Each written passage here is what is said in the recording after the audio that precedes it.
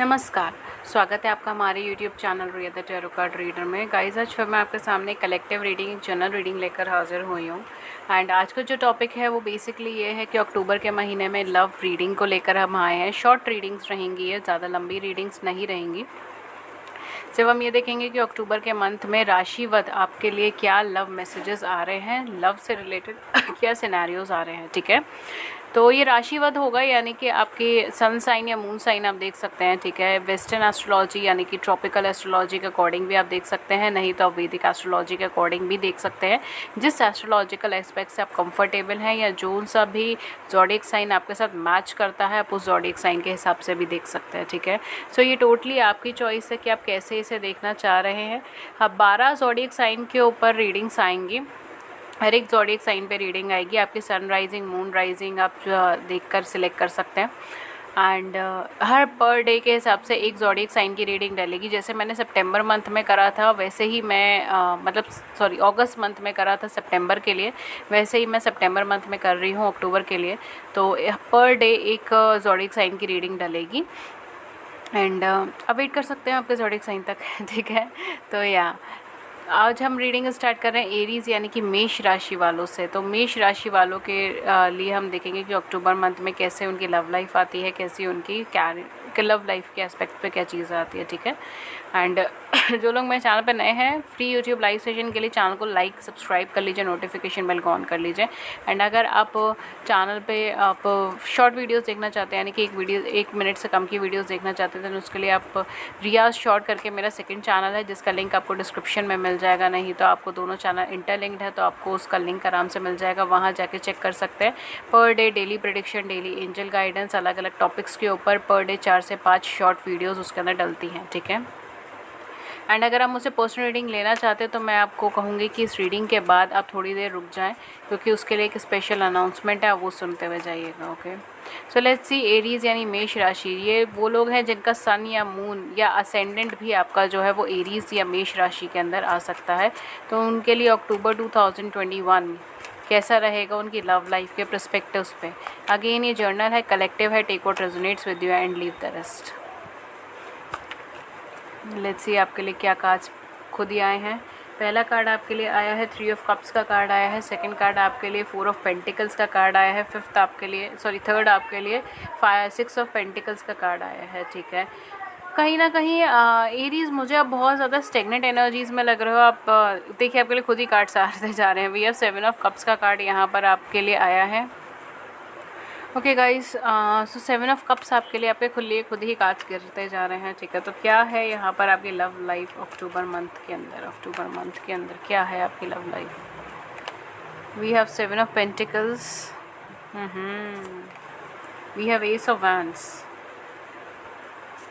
We have here the moon card and 7 of wands का card है,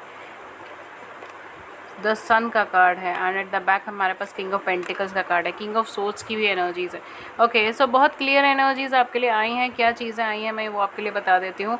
यहाँ पे कुछ लोगों के लिए डेफिनेटली कुछ अप्रोचेस आ रही हैं, ठीक है। अक्टूबर का महीना आपकी लव लाइफ के लिए कोई अप्रोच लेकर आ रहा है। कोई ब्रांड न्यू पर्सन आपकी ज़िंदगी में आ सकता है, या फिर आपकी पास्ट से कनेक्टेड कोई पर्सनैलिटी आपकी लाइफ में आ सकती है, ठीक है।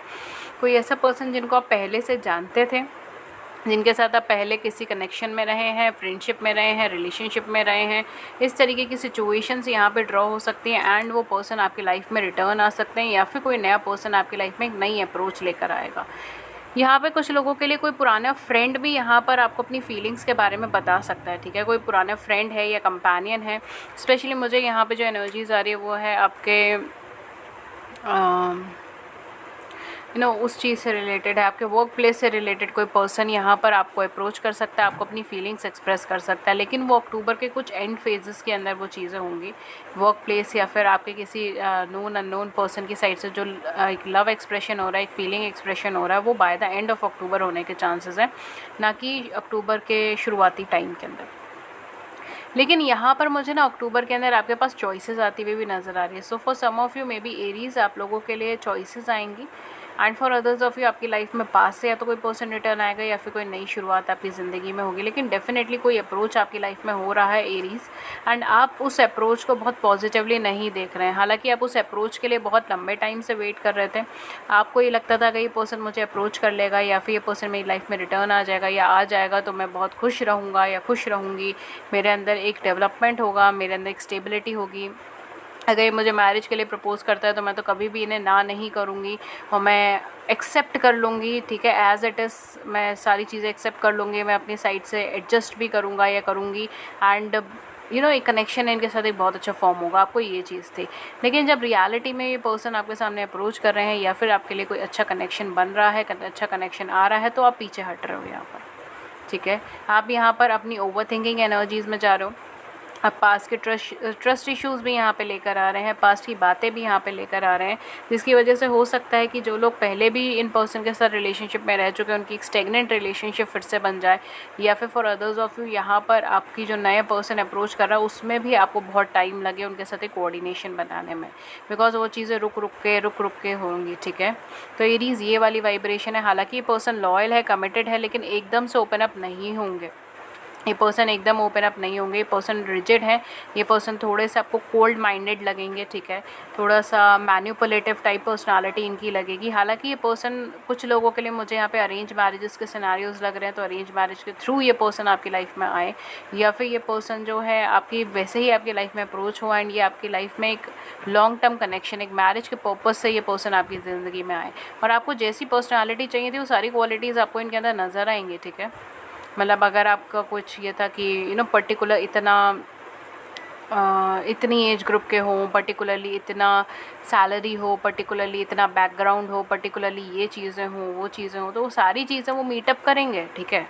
जो आपके मटेरियलिस्टिक थिंकिंग के अंदर जितना भी आप सोच रहे हो ना, लुक्स वगैरह, अगर आप लुक्स वगैरह भी सोच रहे हो कि ये लुक्स होना चाहिए, ऐसा होना चाहिए, वैसा होना चाहिए, वो सारी चीज़ें यहाँ पे वो मैच करेंगे, वो सारी चीज़ें वो यहाँ पे मीट करेंगे। एक ड्रीम पार्टनर की तरह ये पर्सन आपकी लाइफ में आएंगे, लेकिन तब भी आप इनकी तरफ आगे नहीं बढ़ पाओगे। यहाँ पे मुझे ना कुछ ट्रस्ट के फैक्टर्स यहाँ पे मुझे नज़र आ रहे हैं, ठीक है। तो आप हाँ ना के अंदर चीज़ों को ज़्यादा टामाटोली करोगे, या फिर ये कनेक्शन ऑटोमेटिकली एक स्टेगनेंट पोजिशन पर पहुँच जाएगा, ये स्टेगनेंट हो जाएगा। जहाँ पर ना आप एफ़र्ट्स कर रहे हो प्रॉपरली, ना वो एफ़र्ट्स कर रहे हैं प्रॉपरली, एंड चीज़ें जो है वो रुकी हुई हैं। ये वाली एनर्जीज़ मुझे यहाँ पे लग रही है। For some of you may be you are dealing with the twin flame, ठीक है। आप ट्विन फ्लेम कनेक्शन में है, या फिर आप सोलमेट कनेक्शन में है, या फिर आप किसी सोल कनेक्शन में है, एंड अक्टूबर का पूरा महीना आपकी लव लाइफ में उस सोल कनेक्शन को हैंडल करने में ही जाएगा, स्पेशली अगर आप ट्विन फ्लेम कनेक्शंस में है तो। बिकॉज ये पर्सन जो है ये कहीं ना कहीं आप दोनों एक जैसे होकर भी आप दोनों में बहुत कुछ डिफरेंसेस है, ठीक है। आप दोनों की बेसिक थिंकिंग में सिमिलैरिटीज़ हैं, लेकिन आपके इंटरप्रिटेशंस में बहुत कुछ डिफरेंसेस हैं। एक पॉजिटिव साइड देखता है, एक पैसिव साइड देखता है, एक ऑप्टिमिस्टिक है, एक पैसिव है, इस तरीके की एनर्जी है। एक पॉजिटिव है, एक नेगेटिव है। थिंकिंग इन आप दोनों की बहुत अलग है एक दूसरे से, जिसकी वजह से यहाँ पर एक क्लैशेस क्रिएट होंगे, ठीक है। तो यहाँ पर आप दोनों के बीच में कुछ क्लैशेस क्रिएट होने के चांसेस हैं, वो भी इसीलिए क्योंकि मुझे आपकी साइड से ये चीज़ें लग रही है कि आप नेगेटिव थिंक करो, आपने अपनी लाइफ में बहुत लंबा स्ट्रगल करा है, लेकिन फाइनली जब ये पर्सन आपकी लाइफ में आ रहे हैं, या फिर कोई नई पर्सनालिटी आपकी लाइफ में जिनके लिए आप वेट कर रहे थे, वो पर्सन आपकी ज़िंदगी में आ रहे हैं एंड आपको कुछ सॉलिड लेवल पे कमिटमेंट दे रहे हैं, तो आप खुद पीछे हट रहे हो, आप कुछ बैक हो रहे हो, आप खुद जैसे कहते हैं ना एक वॉरियर की एनर्जी की तरह अपनी तलवारें निकाल के खड़े हो गए हो। वो वाली एनर्जीज़ मुझे यहाँ पे नज़र आ रही है, या आप खुद इस कनेक्शन को बहुत धीरे धीरे चलाना चाह रहे हो, ठीक है। ये सारी चीज़ें मुझे यहाँ पे लग रही है। तो डेफिनेटली यहाँ पे कोई नई अप्रोच है, अच्छी अप्रोच है, लॉन्ग टर्म कमिटमेंट के बेसिस पे अप्रोच है। आपकी लव लाइफ बूम करेगी अप्रैल के महीने, sorry is I am saying April, I don't know why I am saying April, ठीक है। बट आपकी लव लाइफ बूम कर जाएगी नेक्स्ट मंथ, यानी अक्टूबर के महीने के अंदर कहीं ना कहीं आपकी लव लाइफ में एक बूमिंग पीरियड आएगा, लेकिन it depends on you, how you react. ये आपके ऊपर डिपेंड करता है कि आप कैसे रिएक्ट करते हो, आप कितना एक्सेप्ट करते हो, कितना रिजेक्ट करते हो, आप कैसे words are very important in this connection. आपके शब्द बहुत इंपॉर्टेंटली पार्ट प्ले करेंगे इस कनेक्शन में। आप जो बोल रहे हैं सोच समझ के बोलिए, जो कह रहे हैं वो सोच समझ के कहिए, बिकॉज आप जाने अनजाने अपनी इनसिक्योरिटीज़ सामने वाले के सामने रख रहे हैं, ठीक है। तो please be sure what you are speaking, what you are saying, because Aries आपको नहीं पता चलेगा इस टाइम पीरियड के अंदर, अक्टूबर के महीने में, कि आपने जाने अनजाने अपनी कितनी बातें सामने रख दी है, ठीक है। एंड ये पर्सन गेसिंग में बहुत अच्छे हैं, ये पर्सन चीज़ों को पकड़ने में बहुत अच्छे हैं, ठीक है। छोटी छोटी चीज़ों से वो आपके नेचर को इंटरप्रिटेट कर सकते हैं, छोटी छोटी चीज़ों से वो आपके पास्ट को खुद ही जान सकते हैं, ठीक है। आपको बताने की भी ज़रूरत नहीं पड़ेगी। So you have to be sure what you are saying and what you are hiding from that person, ठीक है। यहाँ पे कुछ लोगों के केस में मुझे ऐसा लग रहा है कि शायद कुछ चीज़ें हैं पुरानी, अगर आपके पहले इनके साथ रिलेशनशिप में रह चुके हैं, कुछ चीज़ें हैं पुरानी जो अभी तक सीक्रेटिव रही हैं, जो अभी तक ओपन अप नहीं हुई है। तो finally October is the month जहाँ पे बहुत सारी चीज़ें ओपन अप होंगी, बहुत सारी चीज़ें सामने आएंगी एंड एक ब्राइट लाइट शाइन होगी, आपको क्लैरिटी मिलेगी अपने कनेक्शन में, ठीक है।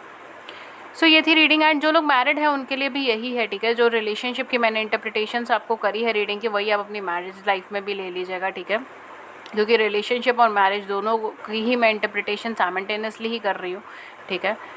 अगर मुझे कोई स्पेसिफिक एनर्जी आती है मैरिड लोगों के लिए अलग से, तो वो चीज़ मैं बता देती हूँ। अदरवाइज़ आप, क्योंकि कमेंट सेक्शन में मुझे कई बार आता है कि मैम मैरिड लोगों के लिए क्या है, मैम डिवोर्सी लोगों के लिए क्या है, मैम सेपरेटेड लोगों के लिए क्या है एंड ऑल दैट। सबके लिए वही चीज़ है, ठीक है। अगर रिलेशनशिप में हो तो रिलेशनशिप आपकी मैरिड रिलेशनशिप यानी कि कमिटेड रिलेशनशिप जिसको हम बोलते हैं, कमिटेड है, ठीक है। चाहे वर्बली कमिटेड है, चाहे वो लीगली कमिटेड है, कमिटेड रिलेशनशिप है या फिर नॉन कमिटेड रिलेशनशिप है जिसको हम सिंपली रिलेशनशिप्स बोलते हैं, ठीक है। जनरली उसे हम सिर्फ रिलेशनशिप्स बोलते हैं। तो ये दोनों ही आपके रिलेशनशिप के क्राइटेरिया के अंडर ही आता है, ठीक है। सो अगर आप मेरी रीडिंग देख रहे हो, मुझे नहीं पता बाकी के लोगों की क्या इंटरप्रिटेशंस होती हैं, आई डोंट नो, बट अगर आप मेरी रीडिंग देख रहे हैं देन वो जो है मैरिड लोगों के लिए भी यही है, ठीक है। So I hope you are getting my point, I am sorry I am elaborating it, okay. So ये थी रीडिंग आपके लिए, मैं मिलती हूँ आपको नेक्स्ट रीडिंग में किसी नए टॉपिक के साथ। तब तक अपना ख्याल रखिए, take care, thank you so much Aries, Tata.